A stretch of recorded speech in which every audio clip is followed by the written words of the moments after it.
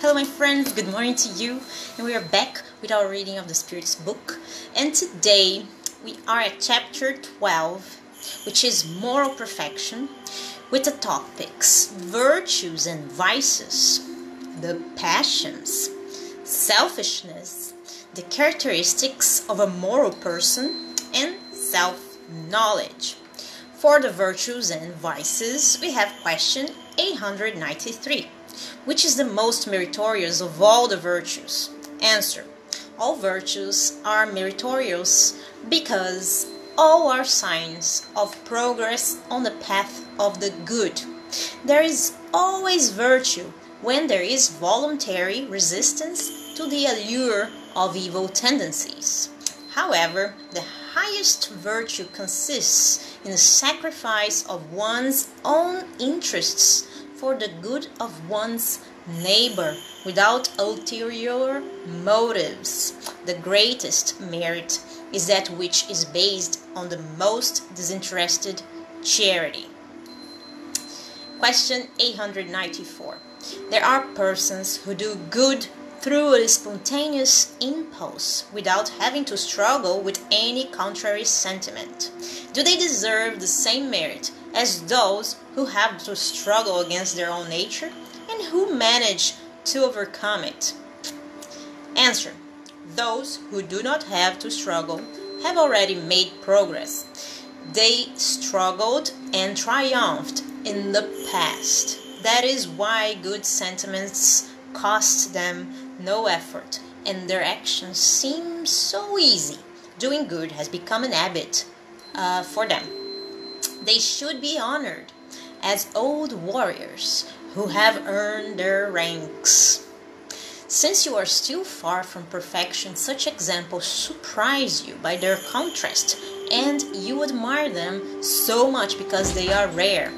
However, you must know that on worlds more advanced than yours, what is the exception among you has become the rule. The sentiment of the good is spontaneous everywhere on those worlds because they are inhabited only by good spirits, and a single bad intention would be a monstrous exception. That is why humans are so happy there. The same will occur to the earth, on the earth, when humanity transforms itself and when it understands and practices charity in its true meaning. Question 895. Besides the defects and vices about which no one can be mistaken, what is the most characteristic sign of imperfection? Answer: self-centeredness. Moral qualities many times do not stand up when put to the test, like copper gilding that cannot withstand the test of the touchstone. Individuals may possess real qualities that make them appear moral to the world. However, while such qualities do indicate progress, they do not always bear up under certain trials, and sometimes it takes only one touch of self-centeredness to unmask these individuals' real character. True selfishness is in fact so rare on earth that it is admired as a remarkable phenomenon when it displays itself. Attachment to material things is a notorious indication of impurity, because the more humans are attached to the things of this world, the less they understand their true destiny. Through selfishness, it's a difficult word. However, they show that they see the future from a more evolved point of view.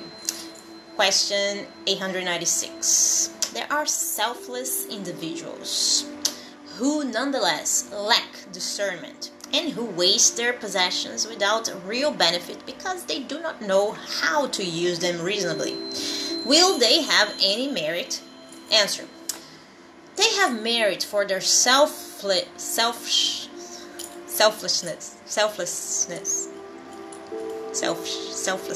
It's difficult. Their selflessness, but do not for the potential good they could do. If selflessness is a virtue, thoughtless squandering is always, at the very last or the very least, a lack of judgment. Fortune is not given to some to be cast to the wind any more than it is given to others to be locked up in a safe. It is a deposit for which they will have to render account. They will have to answer for all the good they could have done but did not do, and for all the tears they could have dried with the money they gave away to those who were not actually needy. Question 897. Are those blameworthy who do good without seeking a reward on earth, but in the hope that it may be taken into account in the next life, so that their situation there may be better, and thus such a thought harm their advancement?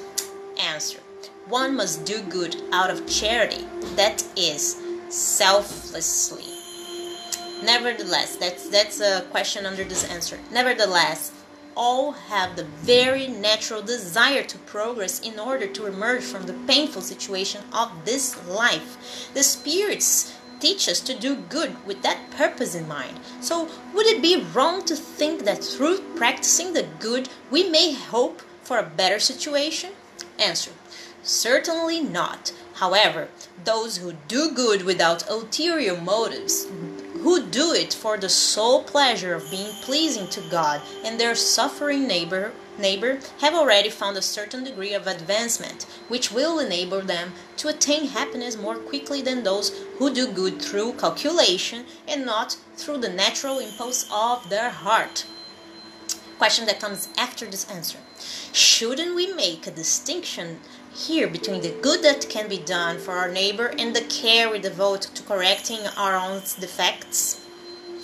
We know that doing good with the thought that it will be counted to us in the next life has little merit, but would it also be a sign of impurity if we were to amend ourselves, conquer our passions, and correct our character with the aim of bringing ourselves nearer to the good spirits and of receiving a higher position in the spirits world? Answer. No. By doing good, we merely mean being charitable. Those who calculate that what each one of their good actions can render them in the other life or in the earthly life proceed selfishly. But there is no selfishness in improving oneself in the hope of drawing nearer to God, because that is the objective for all.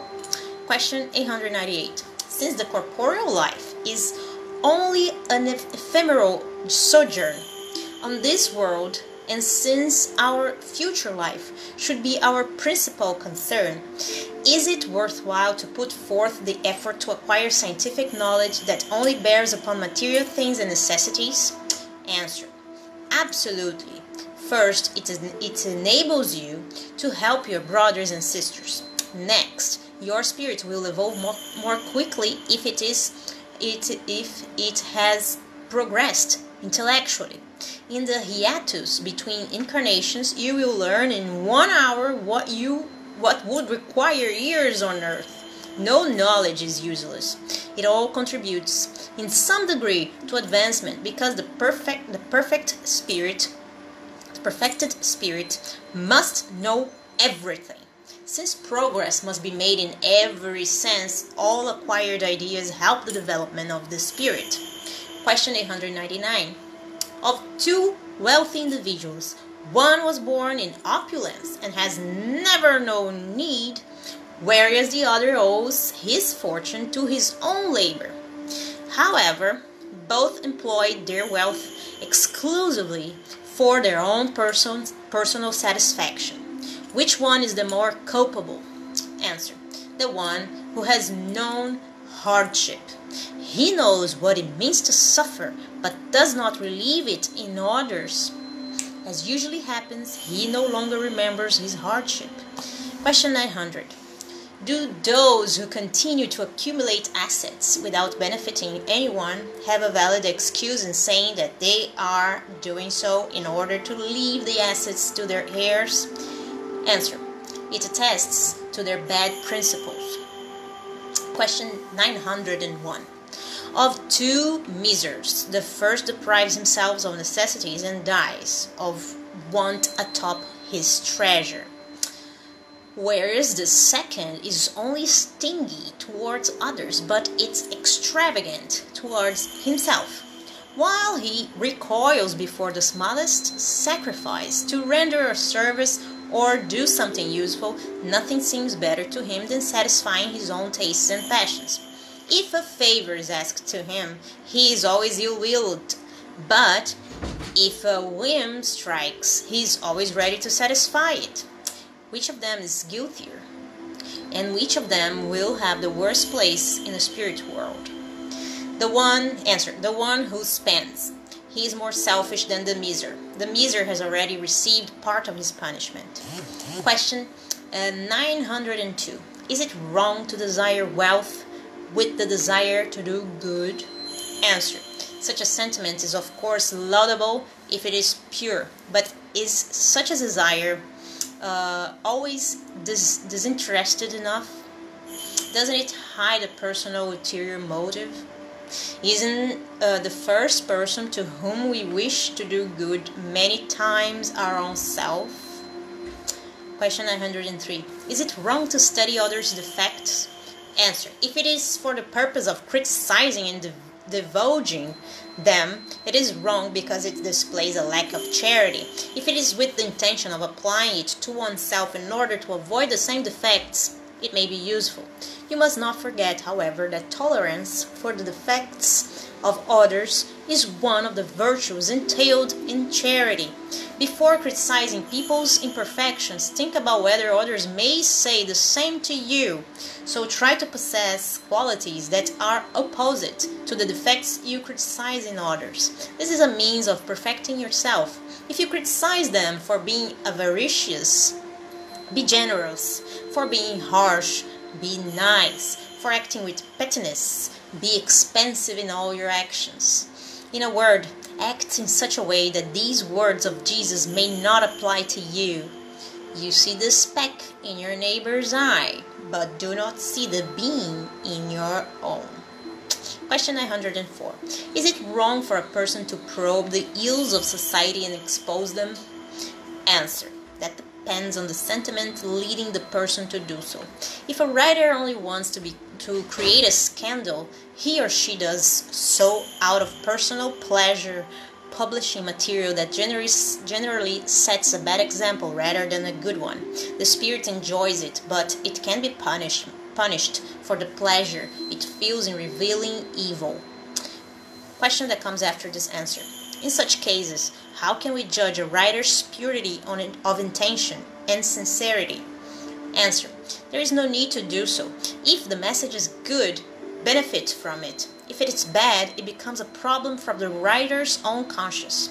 Moreover, if writers desire to prove their sincerity, it falls to them to support their principles by setting their own example. Question 905. Some authors have published works that are beautiful and morally uplifting, which help the progress of humankind, but which they themselves do not take advantage of. As spirits, will the good they have done through their works be taken into account? Answer. Morality without action is like the seed without the sowing. What use is the seed if you do not make it grow in order to feed you? Those persons are guiltier because they possessed the intelligence to comprehend. Having not practiced the maxims they offer to others, they fail to harvest the fruit. Question 906. Is it reprehensible for those who do good to be conscious of their deeds, and to acknowledge them to themselves? Answer. Since they can be aware of the evil they do, they must equally be aware of the good in order to know if they act rightly or wrongly. It is in weighing all their actions on the scales of God's law, especially on those of the law of justice, love, and charity, that they can tell whether their actions are good or bad, and thus approve or disapprove of them. Hence, they cannot be at fault for recognizing the fact that they have triumphed over their evil tendencies, and for being satisfied for having done so, provided they do not grow vain, for that would be to fall into another wrong. There is the second topic, the passions. Question 907. Since the principle of our passions originates in nature, are they evil per se? Answer: no, passion is the result of excess brought about by the will, though the principle itself was given to humans for their good. The passions can lead them to do great things. Their abuse of them is what makes them evil. Question 908. How may we define the limit at which the passions are ceased to be good or bad? Answer: the passions are like a horse that is useful when controlled, but dangerous when it controls. You can recognize when a passion becomes harmful at the moment in which you cease to govern it, and when it results in any injury to yourselves or others. Note from Kardec under this answer: the passions are levers that increase humans' powers tenfold and help them to fulfill the designs of providence. However, if instead of directing their passions, they allow themselves to be directed by them, they fall into excess, and the very power which in their hands could have done good falls upon them and crushes them instead. All the passions have their principle in the sentiment of need of nature. Therefore, the principle of the passions is not evil, because it results upon one of the providential conditions of our existence. Passion per se is the exaggeration of a need or sentiment. It is in the excess that and not in the cause, and such excess becomes evil, and it results in some kind of evil. Every passion that brings us nearer to the animal nature takes us further from the spiritual nature. Every sentiment that lifts us above the animal nature announces the predominance of spirit over matter and draws us closer to perfection. Question 909. Could humans always overcome their evil tendencies through their own efforts? Answer: yes, and sometimes with very little effort. What they lack is willpower. How few of you make such an effort, however? Question 910. Can humans find in spirits an effective aid to help them overcome their passions? Answer: if you sincerely pray to God and your guardian angel, good spirits will certainly come to your aid. That is their mission. Question 911. Aren't there passions that are so alive and irresistible that the will is powerless to overcome them? Answer: there are many who say, I want to, but their will is only on their lips. They want, but they are very satisfied at not being able to. When they believe they cannot overcome their passions, it is because their spirit is pleased by them as a result of its own impurity. Those who try to restrain their passions understand their own spiritual nature, and overcoming them is a triumph over the spirit over matter. Question 912. What is the most effective means of fighting the predominance of the corporeal nature? Answer: practicing self-denial. Well guys, this was the reading for today. I hope you guys have liked as much as I do. I wish you a great day. God bless you all. Big kiss. Bye bye.